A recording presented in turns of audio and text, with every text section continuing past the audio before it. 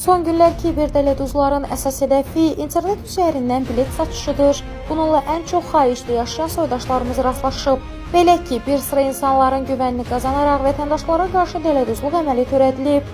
Rusiyada yaşayan soydaşlarımız xalqa müraciət edərək aidiyyəti qurumlardan araşdırılma aparılmasını xahiş edirlər. Şikayətçilərin sözlərinə görə yüzlərlə insan Moskva-Bakı təyyarəsinə ucuz bilet satışı ilə aldandıqlarını bildirirlər. Səyyal Abbaslı adlı şəxs onlara portalda göstərilən qiymətdən 30-40% daha ucuz təyyarə bileti təklif edib. Belə ki, endirimli və məhdud sayda təyyarə bileti adı ilə vətəndaşlara təcili pul göndərilməsinə sövq edib.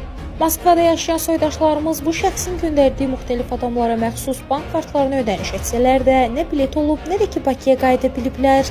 Səyyal Abbaslı onları inandıra bilib ki, şirkətin nümayəndəsi olaraq xüsusi indirimli bilet satışı həyata keçirir və nəticədə müxtəlif məbləğlərdə ona bilet üçün ödənişlər olunub. Məsələnin üstü açıldıqdan sonra Səyyal Abbaslı Telegram üzərindən digər şəxs tərəfindən aldandığını bildirib. Lakin soydaşlarımıza bilet üçün ödənilən pullar qaytarılmayıb. Haqqınızdır, tələb eləyirsiniz. Mən heç nə demirəm. Mən haçan kiməsə də demişəm ki, sus, sakit dur.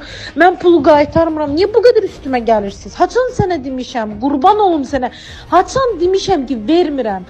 Mən insanlardan vaxt istəmişəm. Vallah, billah qaytarmaq imkanım yoxdur.